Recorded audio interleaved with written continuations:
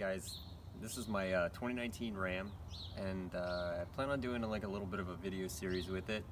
We're going to end up having to do some things like some lifts that we're going to do on here. We're going to end up doing probably just a leveling kit at first, and kind of make a little bit of a Ram Rebel type look-alike. You know, so like some of you guys, these trucks are really expensive, and just didn't have the money to put another 10 grand for a Ram Rebel. So why don't I just make my own? I got a good 4x4 here to start with a big horn, and I really like the interior. My wife kind of calls it the old man truck because I got the rugged brown, but I didn't see any combinations like this, so I thought it was pretty good. Alright guys, why don't we go ahead and start with a cold start. I had a 2013 Ram before this, obviously you guys know from some of my previous videos. But this one's much quieter. I think probably going to be straight piping this truck because I think it sounds a little bit better with it. So without further ado, let's go ahead and get a cold start.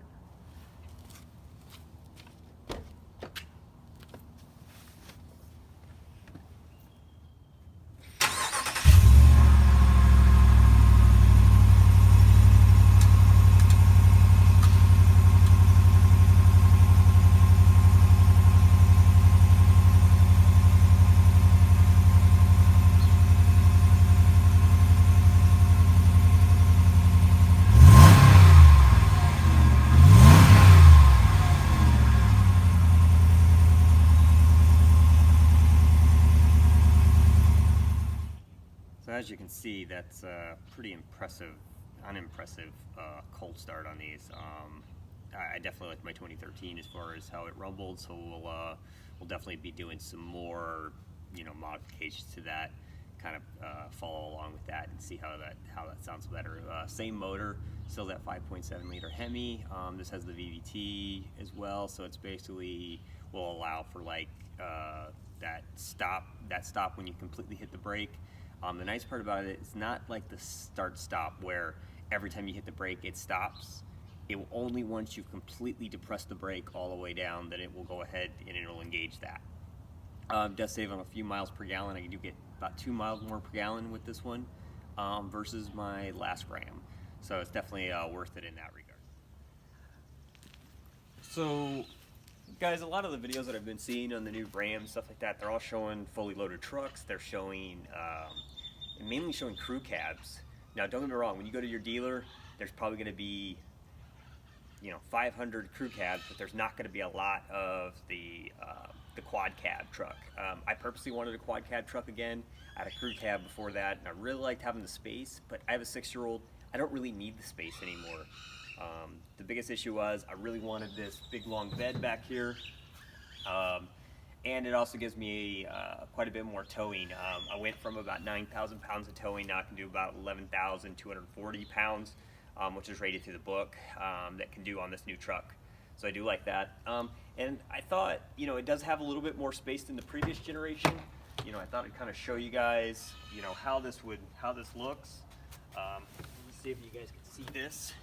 So, I mean, I'm sitting behind myself. I still have another 2 or 3 inches of space between my knees. So, don't get me wrong, you're very upright, like any extended cab, stuff like that. But usually the people that are in the back are the people that we're hunting, and I'm usually driving, so it doesn't really matter to me. Sucks for those guys that are in the back, though.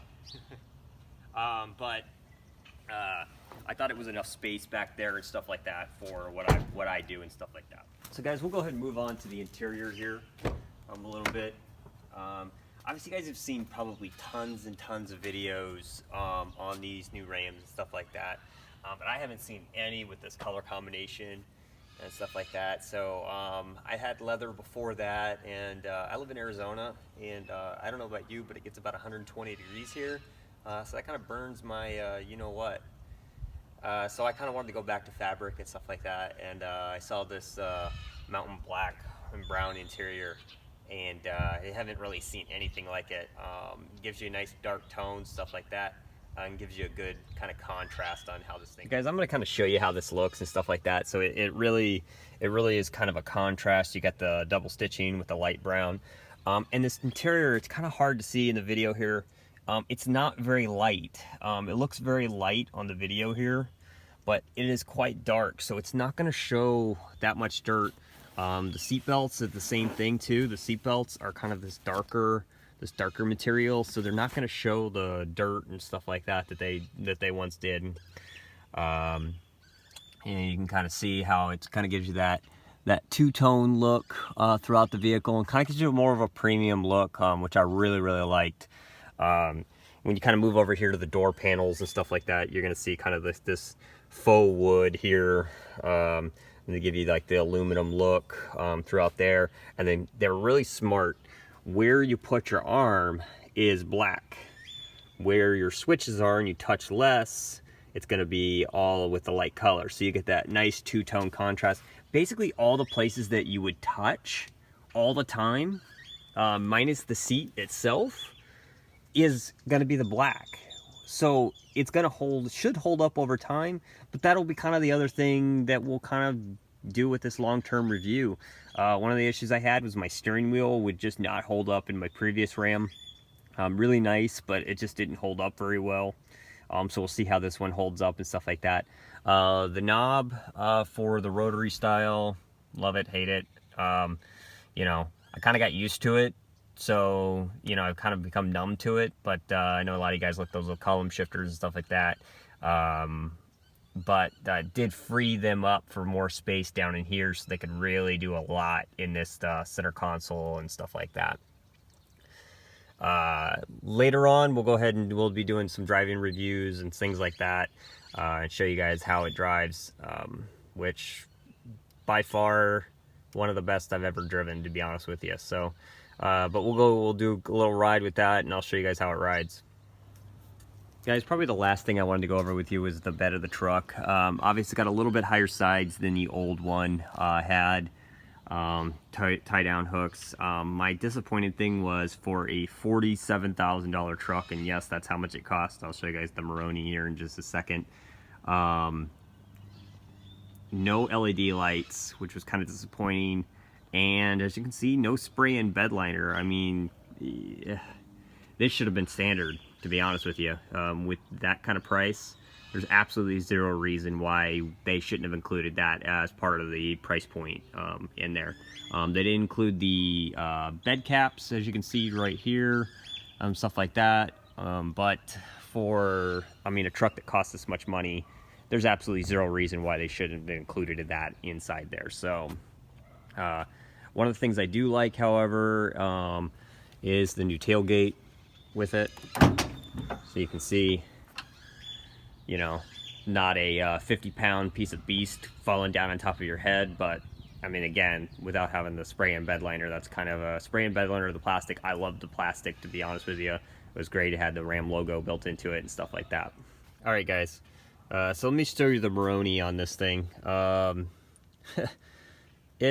Trucks are getting, let's be frank, they're getting out of hand with the price points and stuff like that they're getting to. You can see total price of this one is $46,755 with the addition add-ons to the dealer, the solar plate, which is just a coating that they put over it, window tinting, and the UV protection, stuff like that. It was $47,154. I obviously did not pay that. I won't go into that too much, but I can tell you this. If you go to the dealer, expect to get anywhere from $10,000 to $14,000 off. So whatever price point you're looking at, these dealers are desperate to get rid of these things. They want them out there on the market because, you know, FCA, any of them, Ford, Chevy, as they sell more, they get additional kickbacks. It's a benefit to them. So they're going to eat a little bit right now. So that was why I kind of took advantage of it. They really want to get them out because it is ultimately a truck war everywhere you go.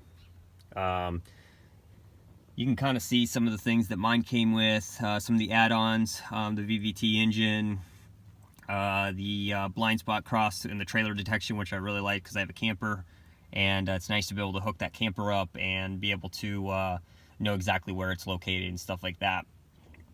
Some of the other optional equipment was the paint itself, the deluxe interior with the console, and then the preferred package, which gives you the 8.4-inch Uconnect. And then I had dual zone climate control, Apple CarPlay, auto dimming driver seat, you know, all that stuff. And then it also upgrades all this stuff as well. So you get the class 4 hitch receiver, which I definitely wanted a bigger receiver on the back. And then it added the park sense with the assist stop. So it's kind of annoying wherever you go when you go to drive through or stuff like that already.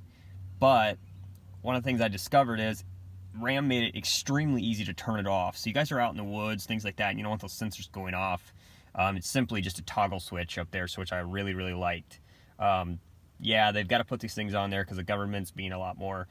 But it'll be interesting to see. They just started doing the actual testing on the new, all the crash test ratings, so it should be a lot safer than in the previous generation. All right, now we'll kind of move around to the front here. Probably the most subjective thing for you guys is probably this. Most of you enthusiasts that have had Dodge Rams and stuff like that, you're kind of upset that they're not putting those crosshairs on the front. But we have to remember, as of 2013, Ram is now its own division of FCA. So Jim Morrison, the head of Ram, he really wants to make sure that you understand that this is not a Dodge Ram anymore, that it is just a Ram, and that you'll have those 1500 badges letting you know which model you have, that 1500, whether it's the 2500 or in future cases the 3500 as well. So they don't want to you know, be putting those crosshairs and confusing that it's a Dodge anymore. So that's the main reason. Love it, hate it. I know a lot of you guys may hate it. For me, it doesn't really bother me one way or the other, but you know, it's just an objective type thing. Now, ultimately, guys, one of the things, the whole point of this Ram is going to be more of like a long term. I don't think a lot of people, you know, hey, I'm not afraid to say things that were wrong with my previous Ram. Had severe problems with the Uconnect, had problems with the exhaust bolts on my previous 2013. Those 2013s, the exhaust bolts would always break and you end up with the severe exhaust leaks. Now, if you guys are still within your if you guys have within your 5-year or your 100,000 miles on your previous generation Rams, on your 4th gens, make the dealer fix it under the powertrain. It is covered under the 5-year, 100,000 mile powertrain. If they try to tell you it's not, look up in the book. It is definitely covered under the powertrain. I actually contacted Ram on this. They will cover it. So as long as you're within that, they'll replace those exhaust bolts for you, because they tend to break. I had 2 broken on, had a really bad exhaust leak going on my Ram. The other problem I had was my Uconnect system. My Uconnect system had a system that actually had like a ticking time bomb on the app. So if you had Pandora and those types of things, after 5 years of ownership from the time that they are activated, they will no longer work, and you cannot make them work. And at this current time, on some of those trucks, unless you have a 2017, 2018, or now the new 2019s, you can't have, they don't have Apple CarPlay or Android Auto on them, which is kind of ridiculous that you basically have a glorified 8.4-inch Uconnect system that doesn't do anything more than your $50 radio can do nowadays. So, you know, these are going to be kind of the things that I'll follow along, and, you know, if I have problems or things like that, I'll show you guys. I mean, I'm not afraid to show you guys that there might be problems or things like that. This is a brand new truck. I mean, literally everything's changed except for the powertrain and the transmission. Still got that 8-speed transmission, still got that 5.7 liter Hemi, so no real large changes there. But frame, body, everything else is brand new, so it'll be kind of interesting to follow along and see what problems that people have, and I may be one of those people with problems. So if you guys follow this video series, we'll go ahead and follow along as I'm doing modifications, and also when there's problems and stuff like that, we'll take it to the dealer and we'll have them fix it underneath there. I did get an extended warranty, which I normally don't do, but because this was a new 2019, I decided that it was pretty important to be able to get that. So the base one is bumper to bumper, 3 years, 36,000. So I went ahead and extended it to the 5 years, 60,000. And then I still have the powertrain warranty on top of that. So you guys let me know in the comments or things that you guys would like to see with this truck.